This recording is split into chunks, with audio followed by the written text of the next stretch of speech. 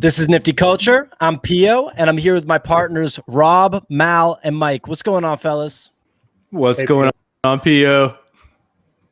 Not much. We're here for the Nifty Culture Friday Happy Hour every week at this time, 5:15 Eastern, 4:15 Central for these Texas guys, where about four white guys talk about NFTs. What do you guys think?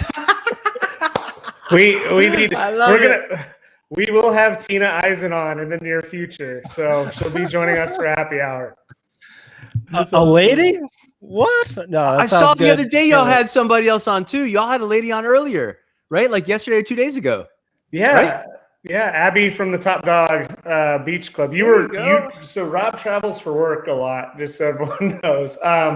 But so he hasn't been able to see all the pieces of the stream. But yeah, she's a brilliant, talented artist, and we definitely want to make sure that anyone that wants to come on, absolutely. And we do interviews with the artists all the time with NFT goddesses. Hell cool. Yeah. Cool. I see the squad's already watching. We got JP, we got Level Bevel, we got Zyphy. I love it. I love it. Grant. The squad's in the house, and we have a very special guest that I'm going to bring on right now. Another Rob, Mr. Rob, aka ChevyPop on Twitter. Here we go. What's poppin', Rob? What's up, Rob? Happy Friday, gentlemen. Happy hour. Happy Friday. Happy Friday. Let's go. Cheers. Cheers. I'm going double. I'm going Lupo Lab Linear Combination 2 today. So let's do it. That's awesome. Yeah, we got the whole squad watching. I see Marcus Aurelius coming through, practice and apply. Puria, I think a newer fan, but great to see you showing love. That's awesome to have a sibling in the house. So let's talk a little bit about this week. I guess, Rob, since you're our special guest, I'd love to ask you, what was sort of like maybe one or two of the biggest highlights in the NFT space this week from your perspective?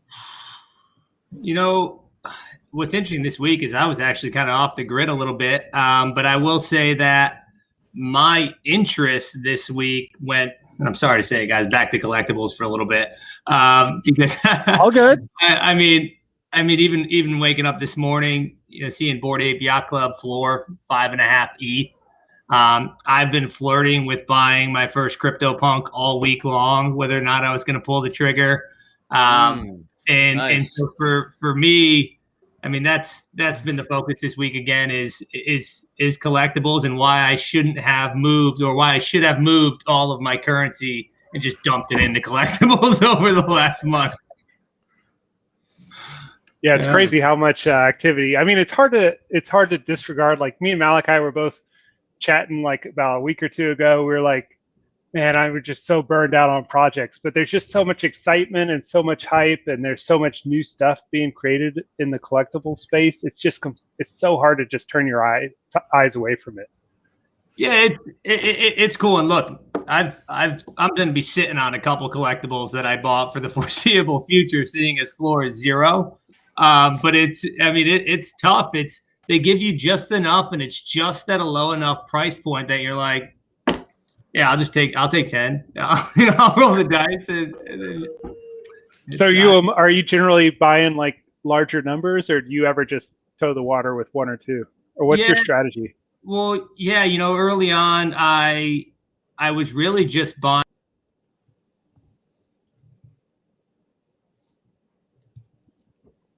Early on, he was just buying VV collectibles and then sending them to Rob's account. He's the real buyer of VV, and Rob's a poser.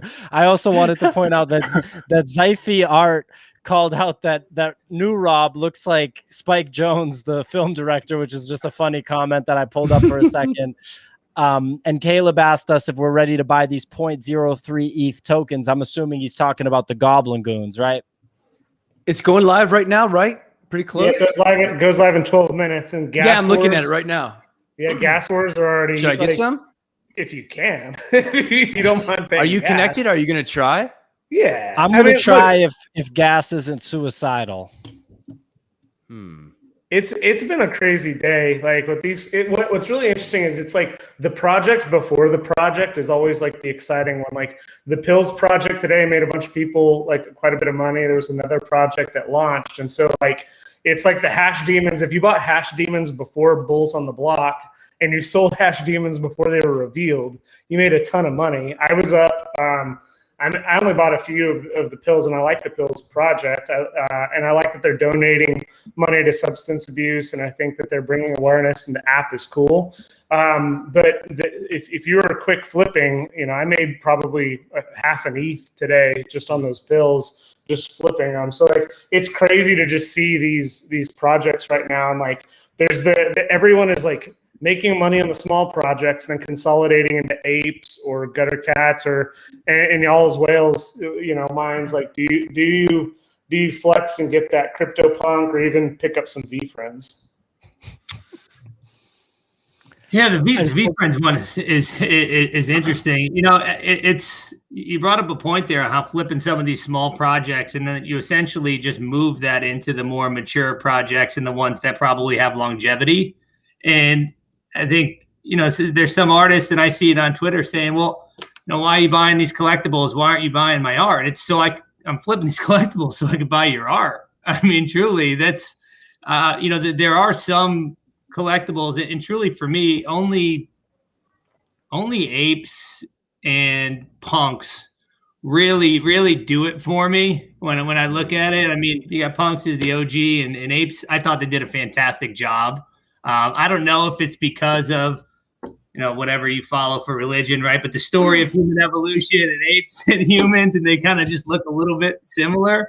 Why they are still aesthetically pleasing, but yeah, I think there's a ton of opportunity to flip some of these new projects and then just settle back into the blue chips. I mean, that's the way to do it.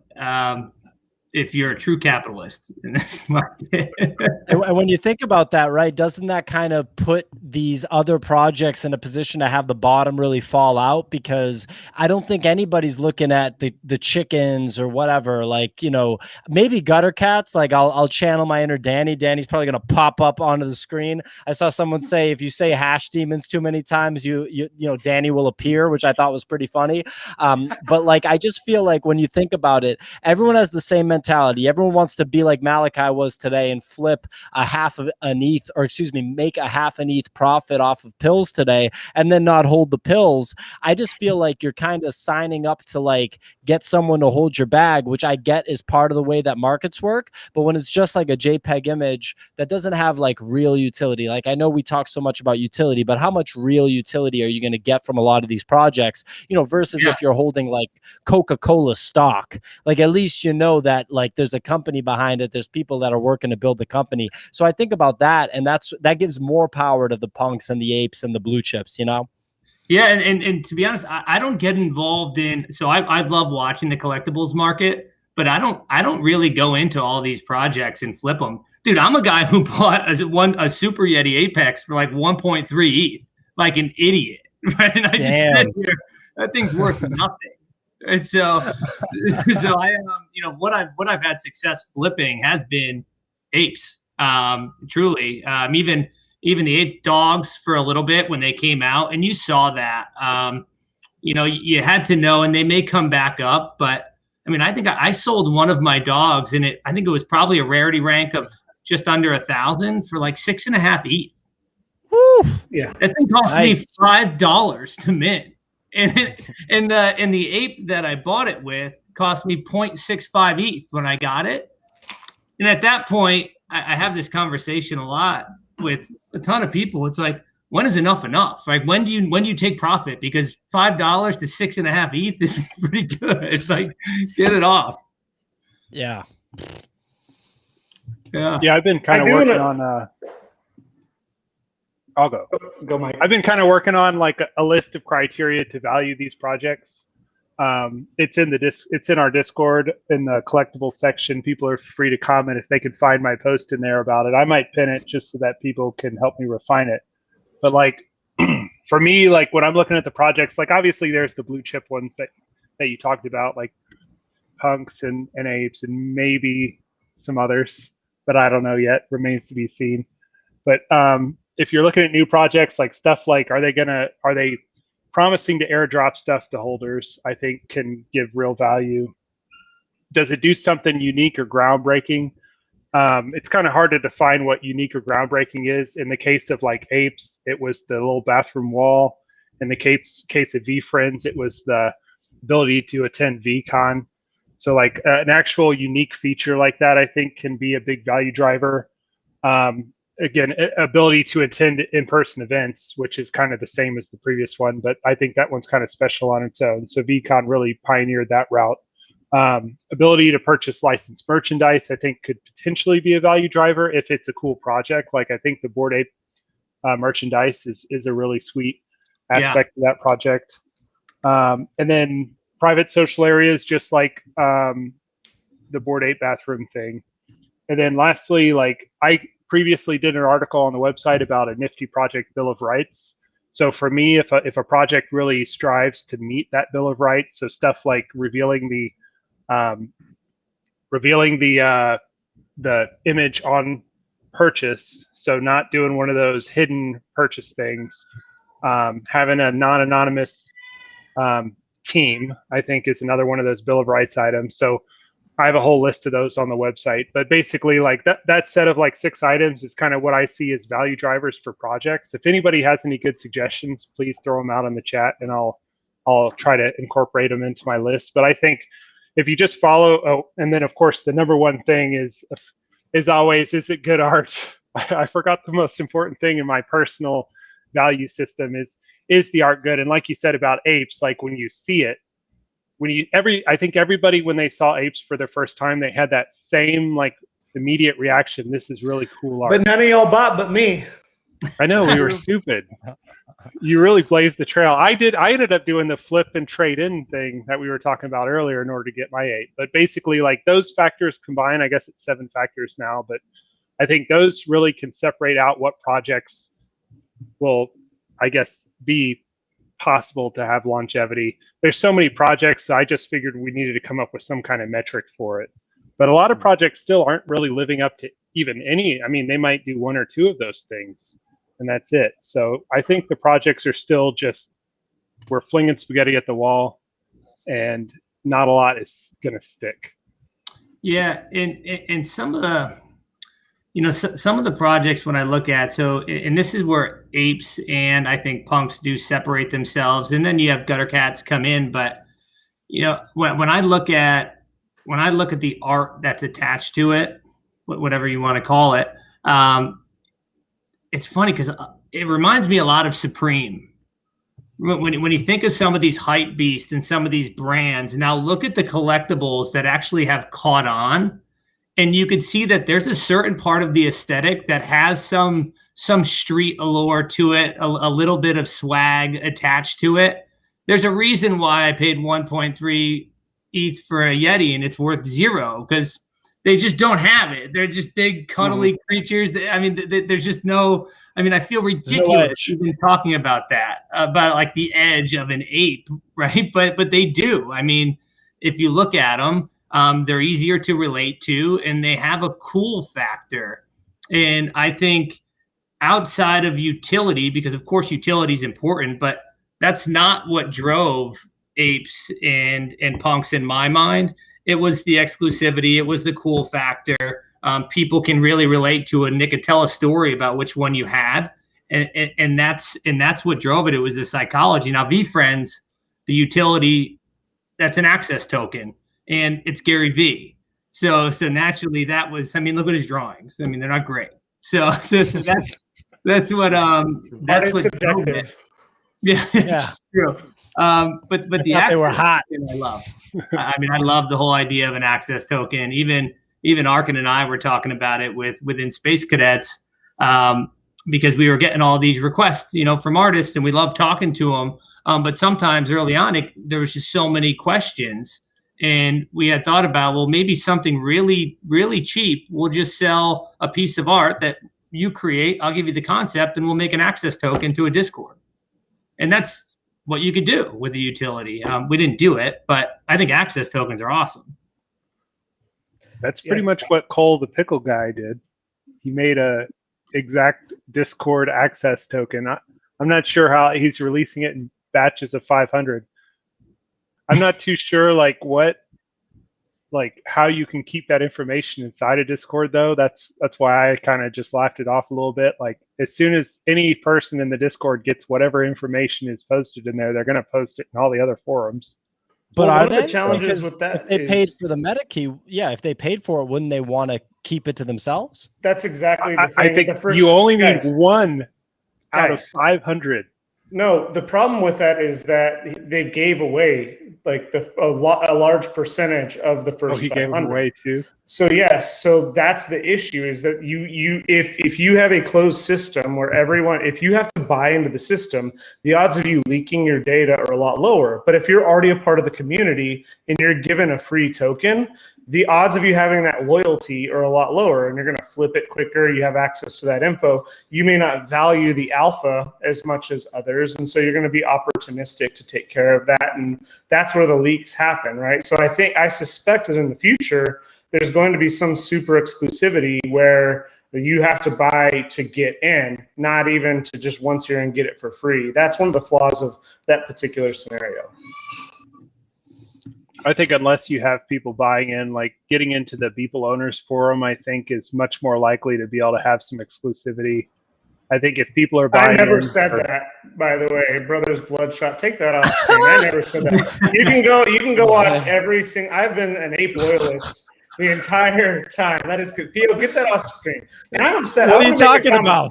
Pio, I want to make a comment that you said that kind of upset me. Like, we're not getting other people to hold each other's bags. Like, this is the name of the game right now. Everyone is flipping, and we're coming on. Take that off screen, dude. I don't remember you saying that, but clearly Brothers Bloodshot thinks so. No, it's the name of the game is like flipping. So like, of course we're all flipping. Like yesterday we were talking about the ladies, and you bought ladies with the intention to flip. So like, let's not pretend we're all altruistic. There is art that we're going to buy and hold, but we need to be like transparent. Everyone here is trying to make a profit, and if smaller profits can consolidate to bigger projects, that's just what everyone is doing. So I want to get that out there because that's the information that's available. Yeah. All right. Are you guys ready for this gas fee that I'm about to pull up on screen? No. Refresh the page. It got delayed 30 minutes. Oh, okay. Well, here's the scam then. Do it. oh, geez, no, don't do that. Yeah, obviously. That's horrible. I'm too poor to do it anyway. It got delayed. Did they delay it because of gas or for some other reason? Oh. I don't know if anybody's in Discord. The only thing that I paid a lot of gas for, which has worked out now, was the Punks Comics Day 1. I think I paid to mint each of those. I think I paid like $280 in gas or something, like $300 in gas. But sick project. Yeah, sick. When project. we were looking at VFriends, when VFriends was on the floor for just a basic conference ticket, the gas price was around $600 to $700 for one of those 0.5 ETH. I forget if it was like 0.1 or 0.2. And what's his what does he charge if you were just buy a ticket? I think he said that it's going to be like $3,000 for each year, so it was worth like $9,000. So it was totally worth doing it. So we were all, anybody who didn't buy was obviously made a stupid mistake. I was going to buy and then I backed off because of the gas fees, and that was really stupid. Sometimes like gas fees can really cloud you, but like I think you need to just you just need to price something in your head, and if you're willing to pay like 0.5 ETH for something and it's something's like 0.2 plus 0.1 gas, then who cares about the gas fee as long as it's below what you're willing to pay. So I don't know. I made that mistake with VFriends and I'm trying to learn from it, but I don't know if I will. It's like sales tax. Like it shouldn't matter, but for whatever reason it does. I mean, when sales tax goes from 2% to 17%, you gotta take a step back. That's true. Yeah. But if you live in Canada, then all of a sudden 17% is just a normal everyday thing or whatever. So it's all a matter of perspective. So Lucky One just sent a little message in the chat, just picked up number 11 Curio. So this is one of the two projects that Gary V hyped up this week, Curio Cards and FameLadySquad. However, FameLadySquad is fading pretty quick comparatively, and Curio Cards he's actually followed up on. And when you kind of think about the foundation of Curio Cards, the fact that it actually technically predates CryptoPunks, which is a very big deal, and its sort of connection to like crypto in general. If you don't know what it is, I'll pull up some of them, but it's like cards that feature logos of like banks, like the Bank of America logo or like the Wells Fargo logo, only instead of like the actual logo, it's got like Bitcoin written on it or like Ethereum written on it. So it's like referencing the new system with the logos of the old system. I think Malachi already bought one and has done well with it. I already flipped both of them. I'm sorry. I paid no, don't be sorry. You're killing it. I actually bought it for like 0.08, and it was a bundle. And I'm guilty. Like Sam, I'm sorry, I forgot. Sam Sin said like doesn't look at once it goes into the MetaMask, you just hit send because you think someone else is gonna buy it. And so like I was like, okay, this is a good value. I'm gonna buy it, and I didn't realize it was a bundle. And then so I'm like, oh wow, now I have two of these. So then I priced one for double. A couple hours later, it sold. So I was free rolling. And then I was like, you know what? Like I'm trying to get as much ETH as I can because I think apes are going to come down a little bit. And I really want to pick up a second ape. So I'm like trying to get as much Ethereum as possible. So I'm like candidly just popping out of projects I don't love because I want to get as close to a second ape or maybe even get that V friend that I missed out on. So I did paper hand it, but I'm going to regret it because it's an awesome project. Yeah. Let me just do one comment real quick. So I do not think that selling NFTs is paper handing. I'm trying to figure out how to do this. I just can't because I'm dumb as rocks. Okay. I'm the only guy here. Like Rob's over here talking about, buying a Yeti for 1.5 ETH. How about just buying everything and always selling it for a loss or holding the bag forever? So that's number one, is I'm the worst guy at this and I'm trying to learn how to do it. Number two, I was not saying Mal has paper hands. He said that. And I get emotional. I get emotional. Yeah, it has been an emotional day. And when someone says that I've had a long week, and I apologize to PO first. I apologize to you. I apologize for whoever said that the Bulls is going to be a great project. We're talking to the artist next week. If I did say it, I didn't mean it, because if you go back from our very first stream with PO, I've been like loyal to the apes 100%. The entire time. 100%. Whatever reason, I got triggered. It's been a long week, and I apologize to everybody.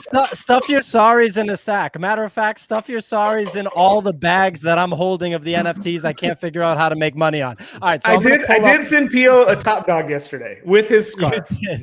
You did actually. That is true. You gave me a top dog. So here's the pills. Those are cool. This is today's story. Malachi, let's talk about the pills because you killed it with the pills. Yeah, I only bought 3, but I was able to make so it was 0.06, not 0.08, and I got lucky. Like this is the other part about these collectibles is like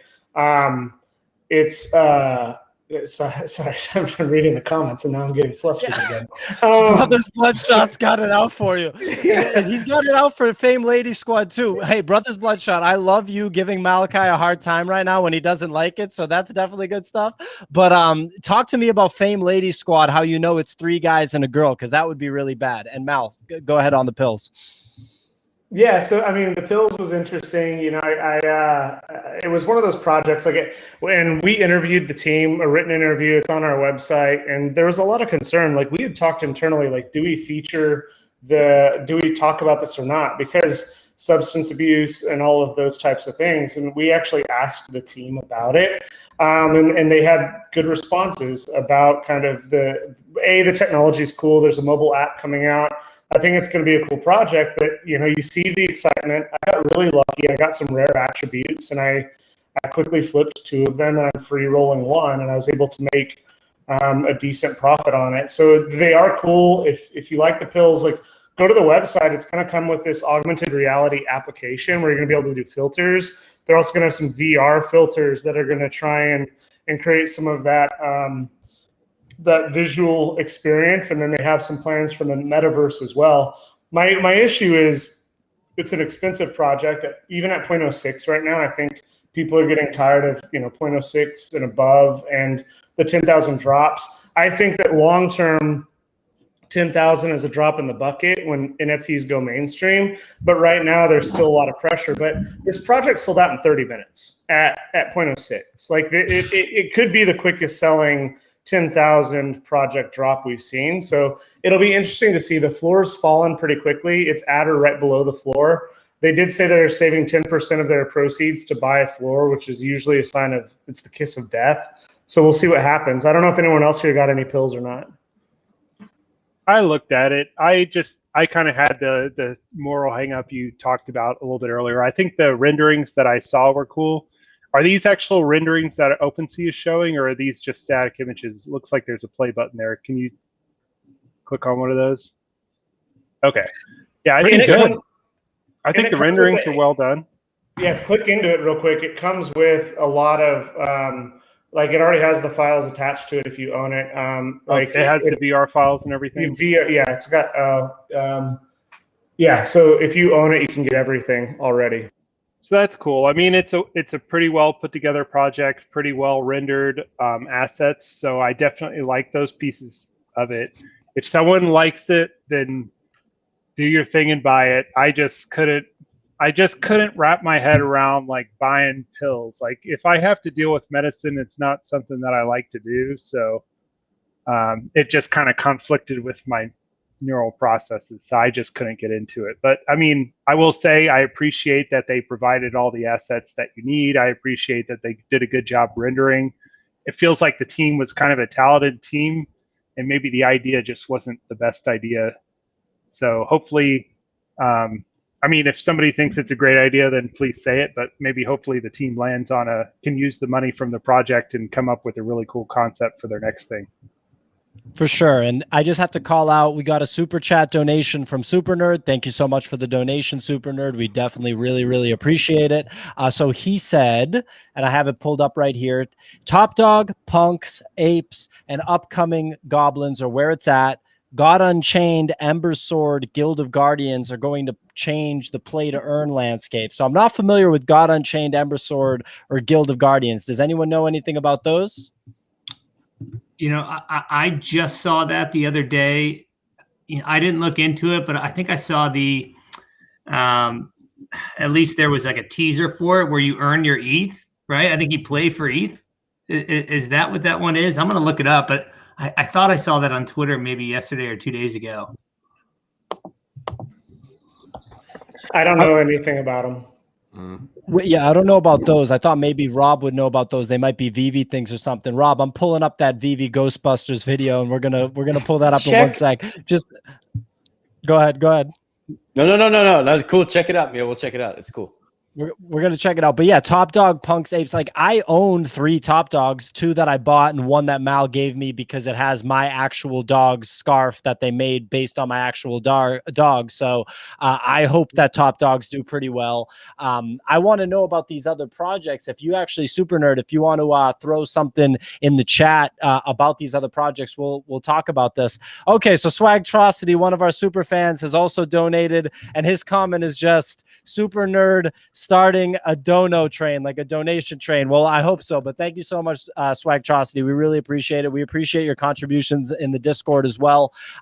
So thanks for always watching. You're the man. Everybody that's watching is awesome. So I'm going to pull up Rob's VV video right here. Every video that we do that features VV and features Rob talking about VV specifically does really well. So I'm hoping that Rob has a little more availability when he's not traveling for work to be able to do this. So Rob, you said to start this, man. We'll set that up. That'd be fun. I mean, dude, the drop for the Ghost Trap, I was so looking forward to getting a dang Ghost Trap, man. And I'm telling you, it's harder than jumping on the Nifty Gateway stuff. It sold out in as soon as I could press the button. All sold out. I mean, because if you look at it, well, it was an ultra rare, and it was $69, and I believe there's 1,700 of them. But man, they all sold out just in a second, man. A second. Rob, do you know what I'm talking about? Have you played in that field? I haven't. Not in the VV stuff? Check that Ghost Trap out, man. Wouldn't you want to have the Ghost Trap? It's augmented reality too. So like it's through augmented reality on it. So you can do it a video with your friend and sucking him into the trap eventually. But or look, your kids. Or your kids or anything else. And Slimer and your kids can be there and take a picture with Slimer or like the Stay Puft Marshmallow Man. It's so freaking cool. I think, Mike, you're talking about like value. I mean, the licensed digital collectible like this, for me, and talking to other people and talking to friends and showing people this, it translates through so many different layers of value for people. Yeah, I love AR. I mean, I think it's really, really sweet, but it has one huge major thing holding it back. And that's the fact that we don't have any decent consumer AR glasses yet. I think once somebody comes out with a compelling set of AR glasses, so you don't have to just look at everything through your phone. Imagine people having shared experiences. If you have the phone and you're trying to hold up your phone so the person can see the thing that you put into the environment, they got to stand behind you, or you got to both look on the same phone screen. Imagine having these immersive experiences with two people wearing glasses in the same room. The applications are going to be so freaking sweet. We just are blocked by the hardware right now, and that's really, really sad. But I know they're working on it. So don't you think that's a great place for us to start, investing in? I mean, dude, I love the Slimer. I bought more hoverboards. Marty's hoverboard, I got 3 of those now. I got all the other gang's hoverboards as well. They're so badass. It's super sweet. Have you figured out how, is it still a closed ecosystem where you can't get money off the system, or are you able to get money off the system, or even the... So I was able to sell a few. I got some of those little kitten ones at the beginning and some other things like that. And I was able to sell them for gems. And then I used those gems to buy other collectibles. I have not yet cashed them all the way out. Okay. They're still working on that, especially as I think once they move all of the NFTs to Ethereum via Immutable X, I think then they'll make it easier. But right now, I don't think you can extract money. Look, so I got all the other collectibles. Well, and I got the Mowgli, but the silver Mowgli, the ultra rare is like 11 grand. You know that, right? Oof. 11 grand for the Mowgli symbol. I have the regular rare one. But anyways, I was so pumped about the Ghost Trap, and then they sold out immediately, and they were reselling for $1,200. I was like, oh my gosh. So anyways, question. What's up? I was just going to ask you, Rob, the licensed collectibles, out of anyone on this stream, it seems to me that you're definitely the deepest in this. You have skin in the game. You've been buying these things, and you're also talking about the price action. You're in the game. What happens when the licensed collectibles, the Star Wars, Disney, Pokemon, all these, the movie franchises, all the things that have really big collectibles presence in physical world, when they really arrive to NFTs, do the existing collectors, do the people that are playing on OpenSea, do the sophisticated art speculators of the world, did they then look to those collectibles to make a profit? And if so, what happened to the OpenSea market? What happens? What happens? It's all going to depend on how they drop it too. I mean, is Disney going to make a fish that has 20,000 of them or 100,000 of them? Probably, because their model's different.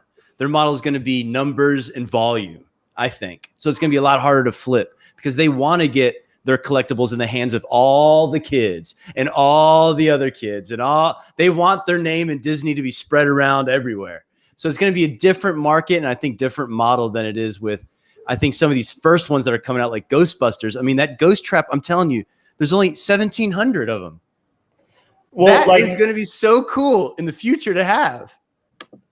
We'll see also with the Space Jam drop, right? On nifties.com, in 2 weeks, there's 100,000 of them, and they're going to go on sale in 2 weeks. So that's going to be the first insight into seeing how these massive projects, and they're mostly given away, so it's going to be hard to tell. But when you think, what I love about both Vivi and nifties.com, even though the Space Jam dropped it and go well, is these are people that have never bought NFTs before that are being brought into the ecosystem, and now they're going to become comfortable with it. So kids buying Slimer for the first time, or Batman, or Joker, and now that Vivi has both Marvel and DC, like the fact that they have Marvel means they're probably going to get Star Wars. They're probably going to get Disney. So now it's going to be just easy for all these people, and it's going to be on the Ethereum layer 2. So like there's going to be people exploring this, and then you combine Nifties with Space Jam and Warner Brothers. Like this is, and then Jay-Z with his CryptoPunk. Like we're like right.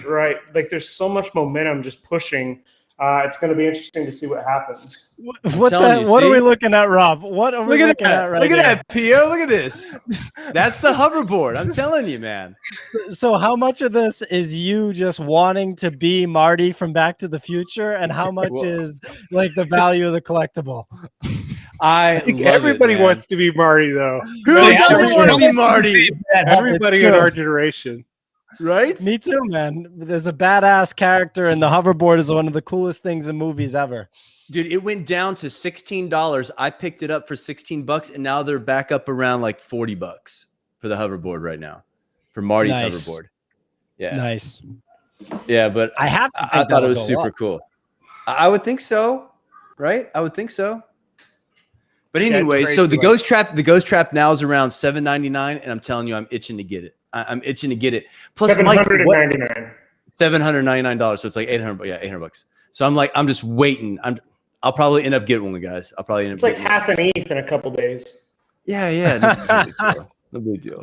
But Mike, what do you think? I don't think anybody has responded to what I said about the Ghost Trap being the first nifty to nifty interactive nifty, dude. If you have the Slimer and you can have him go in the Ghost Trap.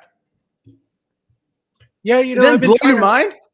Oh, it totally does. And like, I've been trying to wrap my head around this, like how significant that is. Because on the one hand, it's an interaction between nifties, but then it's an interactive interaction between nifties inside of the VV environment. So basically their app on their phone. So I think it's cool for them to kind of blaze that territory, but it's not necessarily anything you couldn't do with any other nifties. So imagine if like you had a Decentraland 3D ape character that somebody made for your Bored Ape, and then you put your Bored Ape sweater onto your Bored Ape in Decentraland. I think that would be a very similar interaction. But it would have to be done by a Decentraland program or some maybe modder on Decentraland or whatever. So it could really be, it's not really special to the Nifty itself, I guess is what I'm getting at. It's more special to the VV ecosystem that it's allowing those interactions.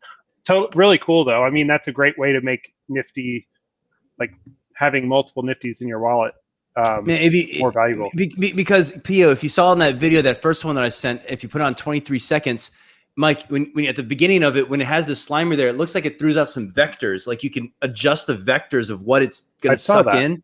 Yeah. I'm wondering if, I wish it'd be cool if it took like a picture of whatever's there, like a person, and then it kind of popped that into its own layer and then sucked it in. That'd be badass. That would be really sweet. Yeah, like if you could. Then I would get it right now. If you could suck your kids in there or whatever, like that you would be suck hilarious. your kid into the Ghost Trap. It'd be so cool.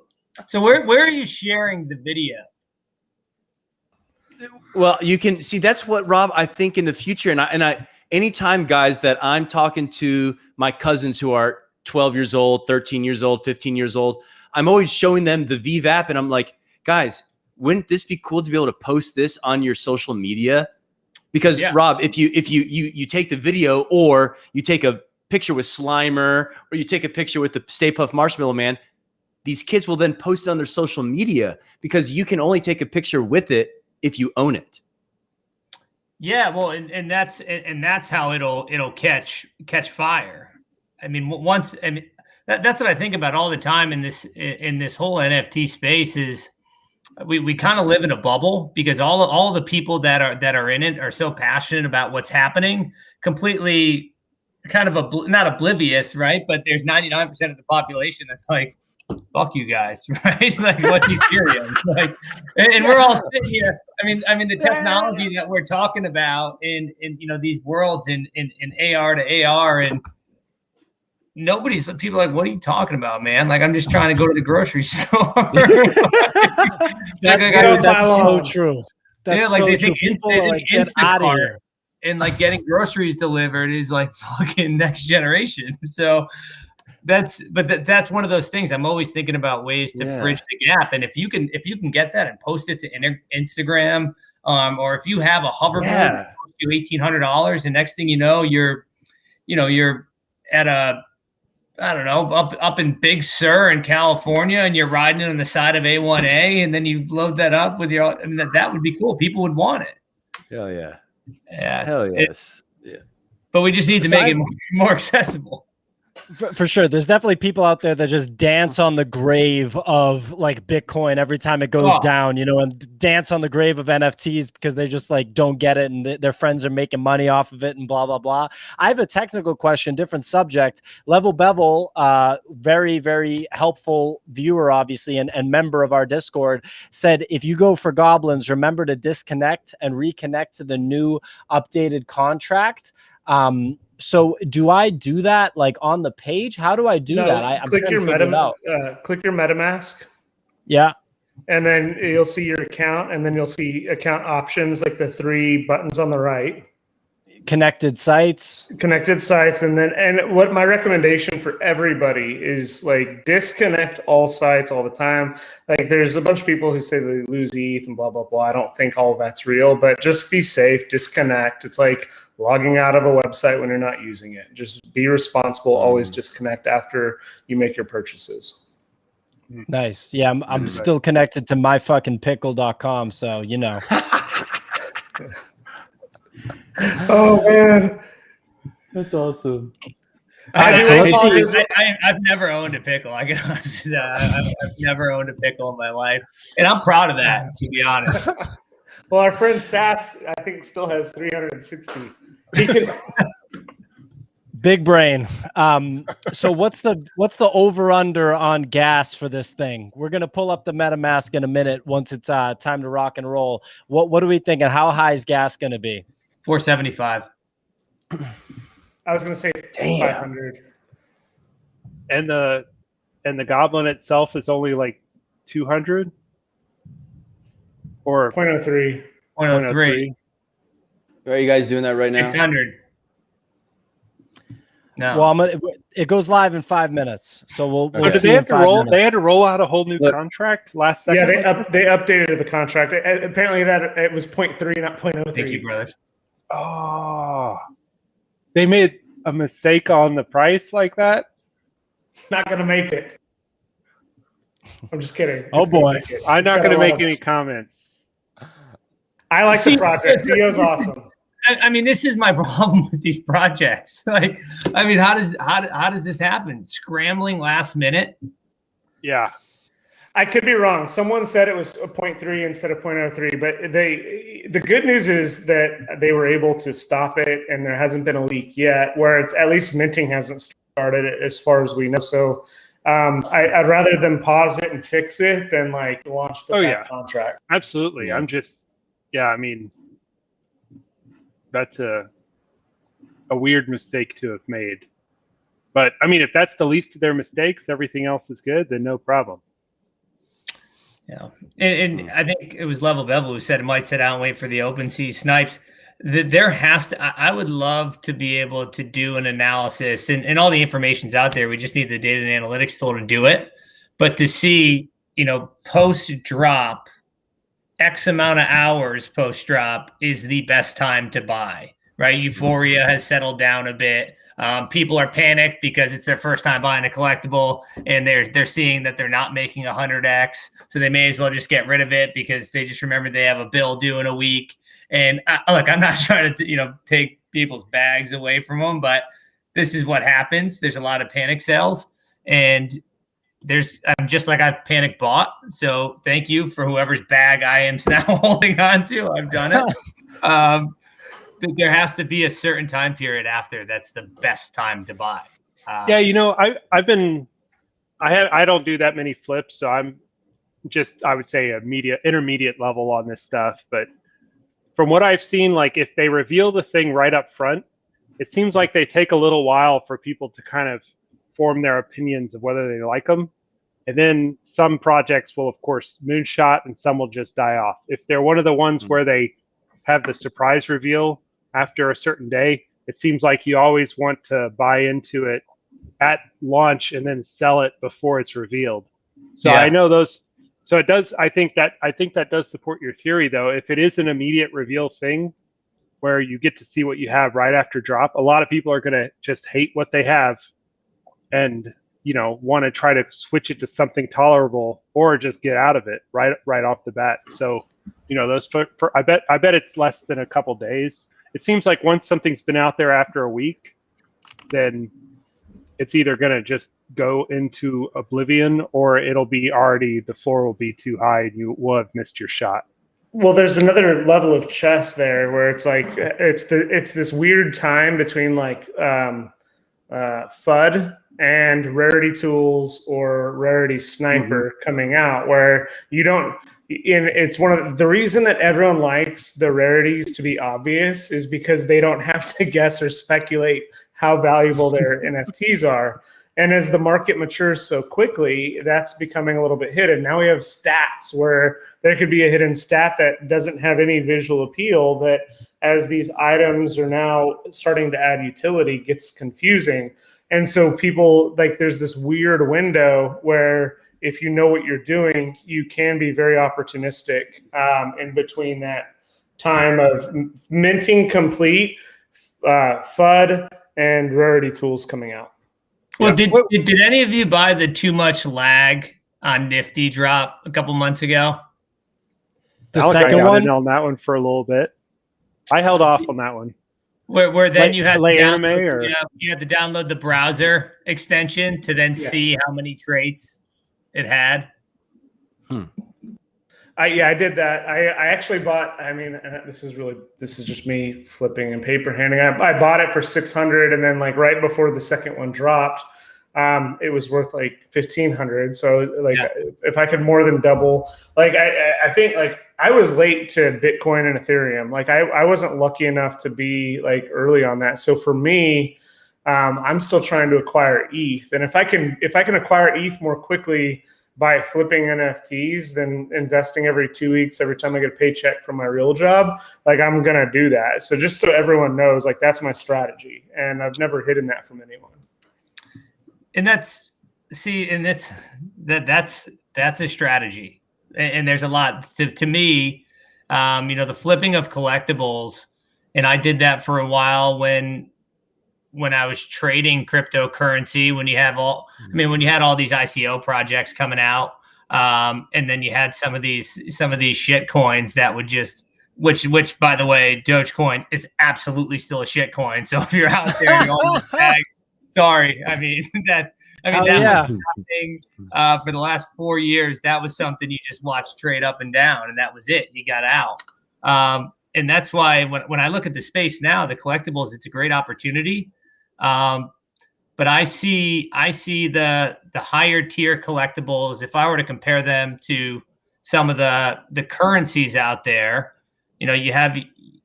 I think you have your one of one art, and you have your big names, your Bitcoins and your Ethereums of the world. And then you have some other projects like VFriends, Punks, Bored Apes. I compare those to some of the bigger altcoins at that point, right? You have your Chainlink, which I was always a big supporter of Chainlink. Right now I'm getting crushed. But you look at some of these, projects, and there's no difference between trading low cap stocks in these projects. And for me in this space, I'll flip collectibles every now and then, but I'd rather just invest my money in the art and take it a little easier, to be honest. It's tough. They fucked this one up. This one's like all fucked up at this point. 0.3 ETH. And it's so funny because someone on our stream, when we were talking to Theo, the creator of this yesterday, said, isn't it expensive? And we thought it was a joke because 0.03 ETH is obviously really cheap. And he was like, oh, I thought it said 0.3 ETH. So in a way, he kind of predicted the future here, because so the error in the contract is the price, right? That's the error? Well, hopefully that's the only error. But I thought they said they fixed it. Or is this still the old contract? They haven't rolled the new one out yet. I don't know. I disconnected and reconnected twice. Okay, well, 0.3 seems a little pricey, so I would probably It's not supposed to make be that 0.03. Have they Oh, minted boy. any? Or are they showing? Are they showing that they've minted some already? I'm They not. are I'm showing not. they've minted some. They are. Oh, so some poor. Oof. I want to take this moment of awkward figuring out contracts to apologize once again to PO and to Brothers Bloodshot for my little outburst of emotion because of my apes and paper handing. Y'all are the best. PO, we couldn't do this without you, buddy. I love you. Yeah. Well, that doesn't change that you did say that bulls and pickles I did not. and bananas Take it were off all screen. gonna. You said that literally, but that pickles were gonna just outshine apes, not only period, but within 24 hours. Your time horizon was 24 hours before they overtook apes. So everyone knows now. Hey, they Mal, fixed the everyone knows contract. that. Disconnect and reconnect. Gas is $10. Let's go. Let's go. I literally just connected and I got $565 in gas. No, it's but can you only buy one at a time? That's not awesome. So many mistakes. All right, let's see. I can't believe I'm buying these goblins now. I mean, geez. I know. It's like, how stupid can we get? I have a $10 gas fee right here. Okay, $75. That's much more reasonable. Are we gonna make it? What are we doing? 0.04 ETH. I bet Are you guys getting them? Nevin's sitting here probably laughing at us where he's just interacting directly with the contracts and we're like apes, just like press button. Yeah. All right. I don't know. Yeah, sorry, it's $10 in gas. So I just minted one of these fucking goblins. I'll get it. Goblin's gonna make it. Hey, listen, if anyone's curious, like Theo came on stream with Theo and I, and he was really candid, smart guy. I think like mistakes happen, especially at the 12th hour. Like once again, this isn't an endorsement. We've never been paid for any project. We're just big fans of all of this. I love the idea of more utility. I love the idea of what they're doing here. We'll see if these mint. I want to see if they sell out or like what the story is with this in terms of selling out. So right now, I'm going to take my MetaMask off screen. They sold almost 500 already, which is, I mean, it's not bad. Yeah, I guess while we're getting that, let's talk about so Rob, not Robert. You've been been described by some as a baby orca. I'm curious while we're trying to figure this out, like which artists excite you and why have you made the decision to invest so much in the community? And tell us a little bit about Space Cadets while we're hitting refresh furiously. Yeah. I so obviously I have an affinity for my man Arkin Nair, which by the way, Arkin isn't how you pronounce it. It's Archin, who then I ended up starting Space Cadets with. But I would say that and Arkin's a good archetype, I think, for the artists that I look at in the community. One, incredibly talented. And one of the things too is when you look at anything that he does, and he can make, he could paint one of his portraits. He could do animals. I mean, he could do a banana, and you'll know that it's an Arkin Nair piece. And that's one of the things that I look for in an artist is, are you immediately recognizable within your style? Because style, you can't fake it. Now that style can change, and that style can be put on a different type of art, but it's always going to be recognizable. So I think that's one of the first things I look for, and why Arkin has excited me so much is because it's just such a unique and identifiable style. And then how much he interacts with the community. And that, some people hate it, some people love it, that your standing within the NFT community gives you, more value. But look, we're early on. And if you're investing all of your time in trying to help people in the community, then that's not a popularity contest. That's showing me that you're investing because you're in it for the long haul. And if you're in it for the long haul, then I want to invest in your art.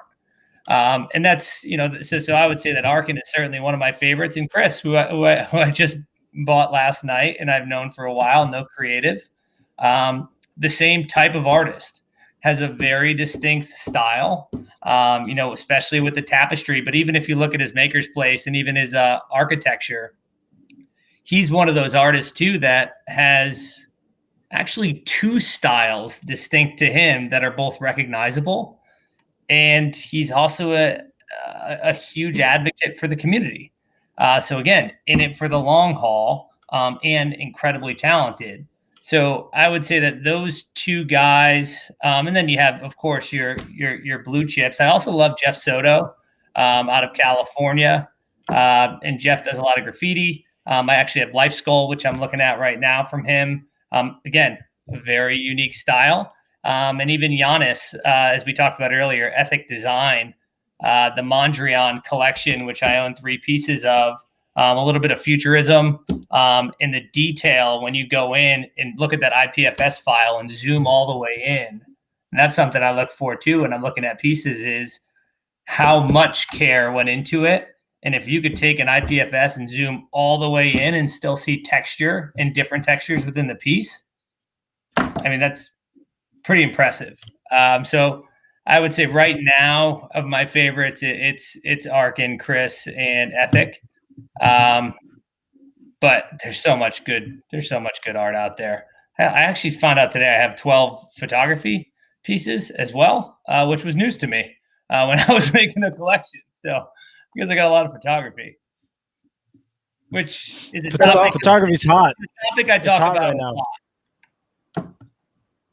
Yeah, I really like Arkin's stuff. I've been watching him on Instagram for quite a while. I totally agree. Like, if there's a artist where you can really just get a feel for their style after you've kind of followed them for a while, and you can just immediately spot their stuff. Like Mad Dog Jones is one of my favorites, and like I could immediately identify a Mad Dog Jones piece.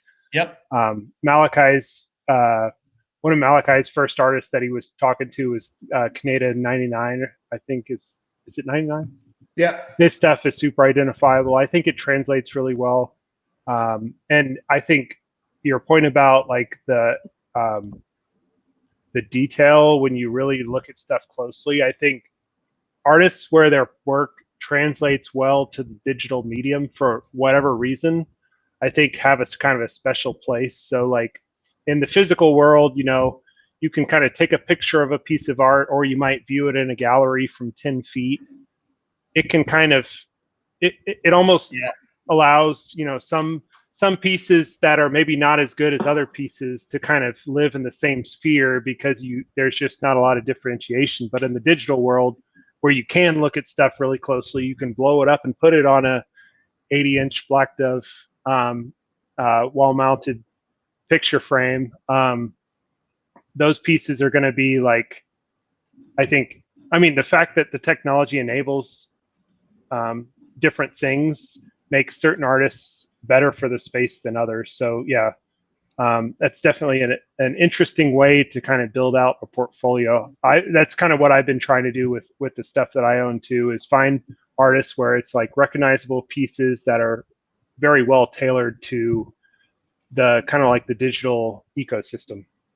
Yeah, and you look at, so there's a lot of photography out there, but when you look at photography, so Ruben Wu just had his latest drop, an Electric Storm, and him and I talked a lot leading up to that. And what you had said there was true for him, where he's had massive success commercially, and obviously with his first few NFTs. But the reason why he got into NFTs is because it allowed him to create pieces of art that you just can't duplicate in the physical space. And that's NFTs actually opened up an incredible opportunity for him to take his portfolio and add another one on top of it, because this is the only place where work like this can be created and sold. And that's cool to see. Even Brendan North, Brendan, when you look at him as a photographer, a lot of people think that his work is 3D. I mean, it's concept photography. It's not photography, and it's very recognizable as well. And he's done tremendously on Super Rare. So that, and that's, I'll be honest, that's why when I see out here, and I said I wasn't going to get into it today to myself, but when, you know, when you see the prices on foundation of photography versus the rest of the art that's on there, it's, you know, all photography, not all, but you see a lot of 3 to 5, 3 to 10 ETH. When I look at some illustrators and 3D animators that are incredible at 0.75, 1.2, you know, even 0.5. And it's been interesting to watch in the space. I don't know how much more sustainable the photography price can continue to climb without being truly differentiated. I don't know. Yeah, I mean, Malachi, you go, because you're a big photography fan, so I'd rather hear your opinion than what I'm about to say. Yeah, I'm a terrible amateur photographer who's spent more on equipment than I should have, and but it still makes sense to me that it's tough because a lot of work does go into the photography, and I really value how hard it is, how many pictures you have to take, how much composition comes into play and the edits and everything else. But then simultaneously, you could say the same about the other artists, whether it is a 3D artist that's making animation or others.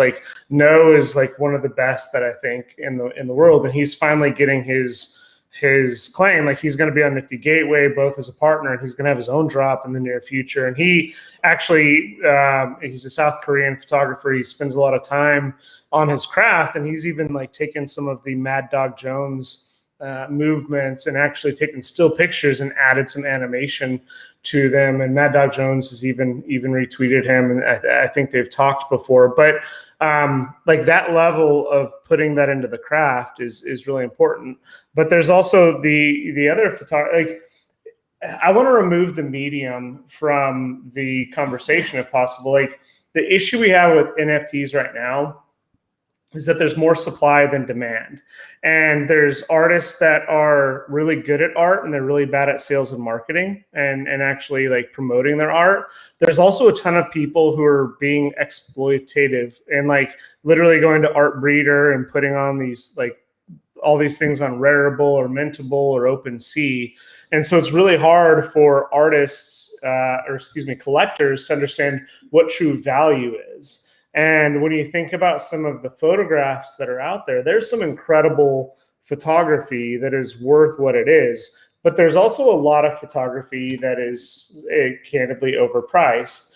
And that happens with all mediums. But I do feel that Foundation, for whatever reason, has been kind of organizing itself more into a photography first type of medium. And they're charging a massive premium where I think one of the things that Christian, for example, has done well is that on Super Rare, he has a floor and he's going to release his art there. On Maker's Place, he has a floor. And one of the things that a lot of artists don't understand is that we need to get these artists into more collectors' hands. The more collector, it's social proof.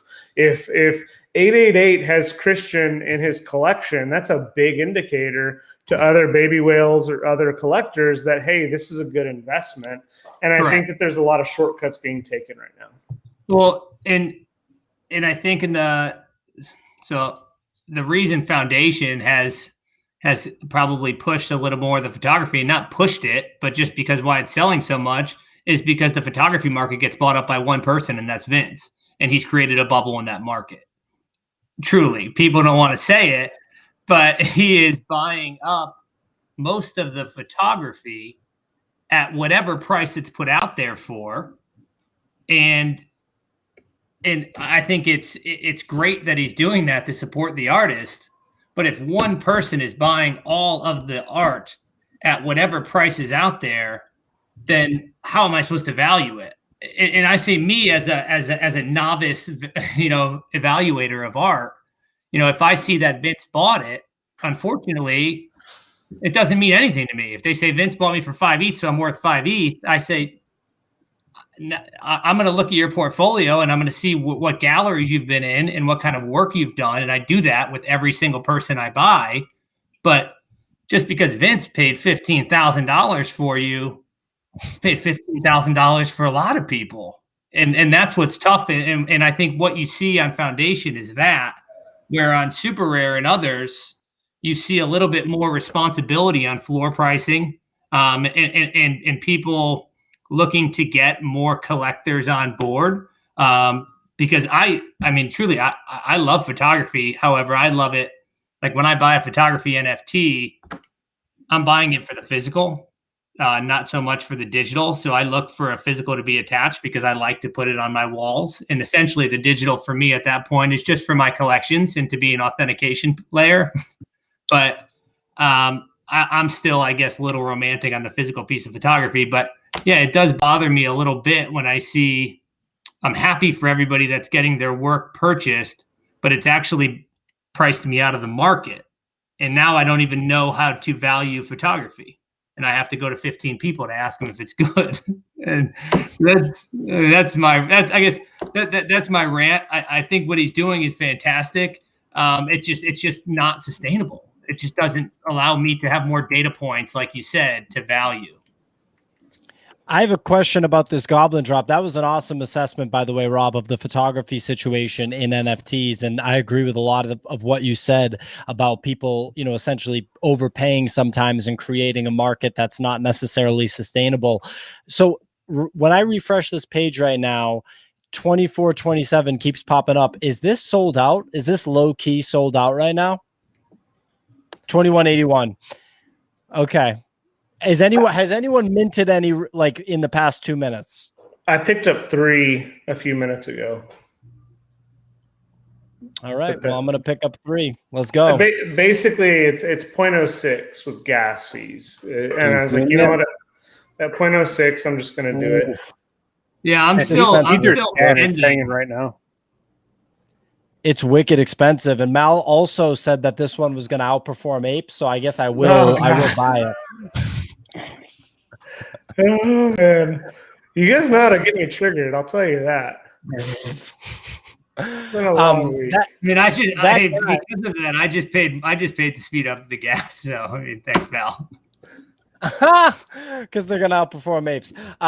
So that guy, Blood Brother or whatever his name is, that was spreading rumors about Mal. Also was like talking about like ladies or whatever, like talking about how they're like not all ladies, and I don't think he ever addressed that. So if you're still watching, put that in the chat. So look, 0.06 for these goblins.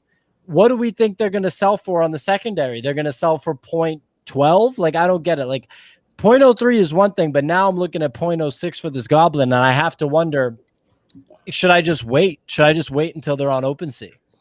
I have to clarify. Hold on. I have to clarify again because now Marcus Aurelius is saying that I said goblins are going to. I never said that. Yeah, Marcus. That's what I think. He's probably trying to get your goat because he's been watching. Not the whole gonna show. make it.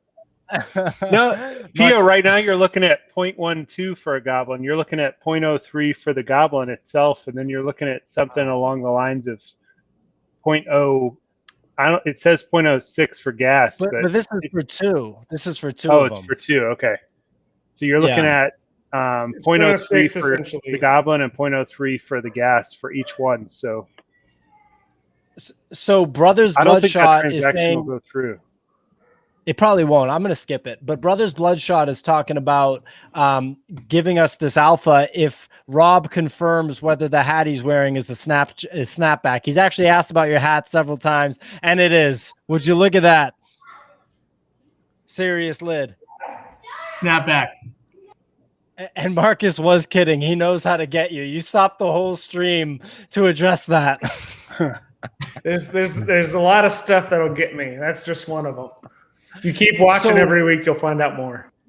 So is Goblin Goons about to moon on OpenSea, and I'm going to miss it again because I was too cheap to pay the gas fee? Is that what's happening right now? I just paid the 0.06 too. I needed another one. If you have 2, you can burn them. They have a forging mechanic. In 2 weeks, they can become ghost goblins. So we'll see what happens. Wow. Oh, shit. There's still 1,000. They're about to sell out though. This will be a 30-minute sellout. I mean, we're watching FOMO happen in real life. This is it. This is how it happens.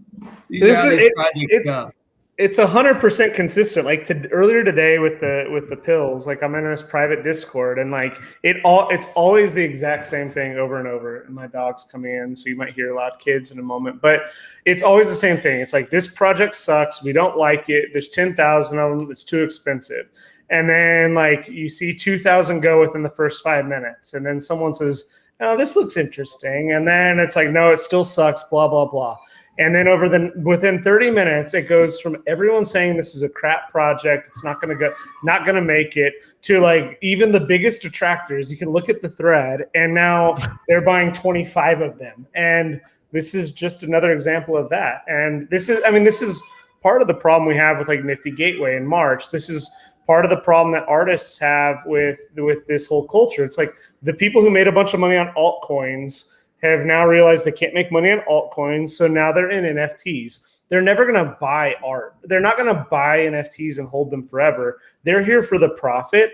And so we need to be honest with everybody and say, like, it's like, I buy NFTs because I do buy art as well. But a lot of these people are never going to buy 5 ETH art that the resale may not ever be there. It's just a fact. And that's unfortunate, but we need to call it what it is. You guys are seeing the FOMO. Let's go. And I'll say that's, I mean, it's unfortunate, but it's not. I mean, this is how markets work. You know, there is, in this case, there's no bad publicity, right? The more people that we can get involved in the space, the better. And of course, if there's some negative connotation that people are coming in and flipping projects, you know, yeah, I get that that's not great, but I can tell you that there's definitely people that came in to flip projects and then learned about one of ones and then saw, you know what, there's another opportunity here to invest in higher end crypto art. I did it backwards, right? I don't flip too many collectibles. I came in for the art, started on Nifty, got out of there quick and went to the one-on-one space. But I mean, it's any publicity is good publicity, I guess. So I think I got it right because it says mint more. So I got it right. Yeah, you got one. Yeah, if you look in your MetaMask transaction, you should or in the transaction log in MetaMask, you should see completed. It says mint, like 0.03 ETH mint. But shouldn't it be more than that? Or the gas is counted separately? The way that it tallies exact amounts is really confusing. You'd have to look at the actual transaction, but OpenSea will delay for a while before it'll see the transaction too. So most likely, if it shows it as blue, I think it's completed in your MetaMask. Okay, let me take a look. So we got nothing showing up in OpenSea yet. I think it's blue in MetaMask. Yeah, it might take a little while. All right, while we're here, just for 1 second, we're going to take a look at the floor of FameLadySquad, which, you know, oh boy, it is just going down. It is going down right now. I think it's down to like 0.1, so it's approaching mint price, but the volume is quite high. I want to say FameLadySquad is like top 5 at this point on OpenSea. But yeah, I mean, you hate to see that. You hate to see the floor drop down to 0.11. Yet another project that I'm not hitting on. You know, it's so hard to pick. I mean, I think in order for a project to succeed at this point, like, it really has to stand out. Like, I mean, they're all selling out, so it's good for the project people. Hopefully they use the money to fund good development.